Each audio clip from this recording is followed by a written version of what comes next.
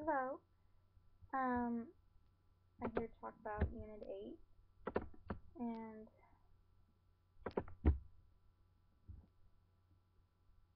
so basically this is all talking about World War II and the beginning of the Cold War and its effects on the U.S. Okay, so basically it starts off as, even before the war, dictatorship to rose popularity. In Germany, there was Adolf Hitler, which he used a scapegoat to get to power. He used his anti-Semitic ways, which is basically the hatred of Jews. He used this one group of people, and he just hated them for it, and they blamed him for for everyone's lack of prosperity and everything like that. Mussolini in Italy, Stalin in Russia. I mean, all these big communist, not communist, dictators would rise to power in the 30s because of the weak government that happened after World War One. Even with that, in the 30s, there's like a lot of like tension and problems, and England tried to like appease to everyone. Like England and France tried to keep the peace and try to like make sure that no one tries to attack anyone else or try and start another world war, and they wanted to keep the peace and like keep everything as it is. The Lend-Lease Act is when the U.S. lends Britain and France money when they actually take part in the war in World War II. The bringing upon World War II is when Germany suddenly just attacks Poland because they want land. Germany wants land. This is called Blitzkrieg. So basically, they split up into two groups: Axis powers, which contained obviously Germany, Japan, Italy. Allies were England, France, Russia, and soon to be us. How we got dragged into war was that Tojo from Japan, he was the prime minister, and he wanted to keep the peace with and make sure that U.S. remained neutral. But after some demands from the U.S., in which we obviously declined, he obviously sent kamikazes to Pearl Harbor, and obviously we all know the story there. Hundreds of people, lots of people died there. Thousands of people died there. More like hundreds. But yeah.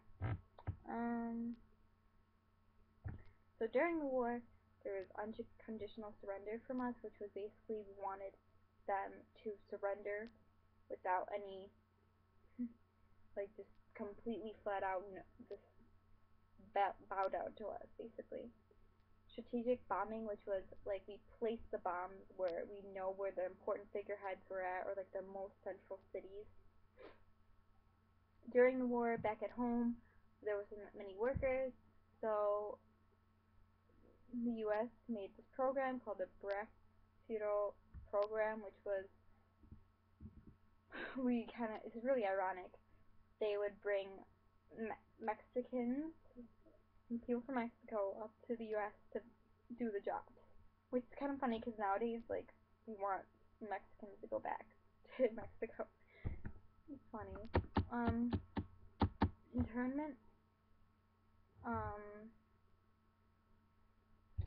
So basically, it's like a different word for imprisonment, basically, which was like the U.S.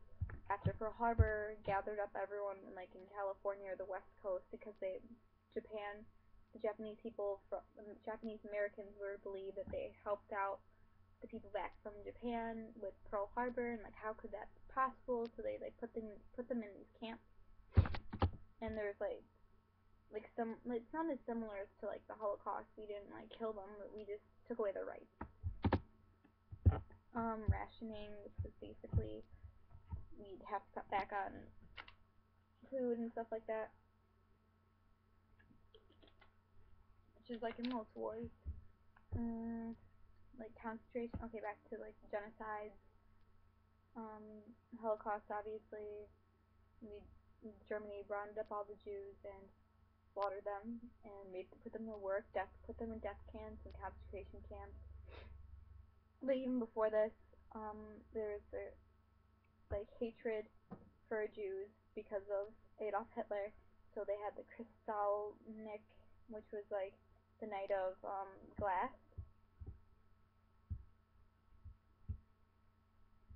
Sorry, it was the night of glass, and basically like the people just threw like Germans threw like bricks and stuff into the Jews like stores and shops and broke their windows, and just it was a hateful act. Um, the Manhattan Project basically what kind of ended the war. Minus D-Day. D-Day was the beginning of the end of the war, which was like the U.S. and England went to go rescue France from the clutches of Germany because they'd taken over Paris and stuff like that. And Manhattan Project is when they're working on the atomic bombs and nuclear weapons. It basically started all the nuclear weapons we have today, or we shouldn't have today. And we just sent it over to Hiroshima and Nagasaki and killed multiple people in this. And we even told them to surrender. I don't even know if we didn't bomb Japan, what would happen in the war. Like, I don't know if it's a good thing or bad thing. I mean, we can't take it back now because it's already happened, but like, what would be different? Would we still be the winners or the good guys if we had not done that, you know? Okay. What resulted in this was the Nuremberg trials, like the end of World War II. People were put on trial. The Nazis put on trial for their wrongdoings and their sins against like everyone in the concentration camps and for the war. I thought this was kind of cool. I'm in physics right now. We're learning about the law of relativity, and that's like Albert Einstein. I just thought that was cool. We're learning that in here, and how his contributions has like affected and still affects the world today. Harry Truman. This is heading more towards the Cold War. This is where Stalin versus Truman. Stalin is a strict guy, and Truman wants to be this peaceful, like loving guy. And let's see. The United Nations and like that formed after the war, just to try and figure out what needs to be done and kept peaceful to not start another war. The Cold War basically, like, the two superpowers were Russia and the U.S. Russia had satellite states, which were like countries in Europe that were communist, and we had other like countries that we try to protect from communists, which is like example West Germany and East Germany. We basically like split them down the middle, and East Germany was communist, West Germany was not. And we tried to keep it that way, and that obviously didn't work because of the Berlin Wall, and that didn't work out obviously in the 80s. There's an Iron Curtain, which was basically like the line that divided those two countries, that country. The Berlin airlift was like we gave food to the Germans. The West Germany, because of the Russians were cutting off their food supplies.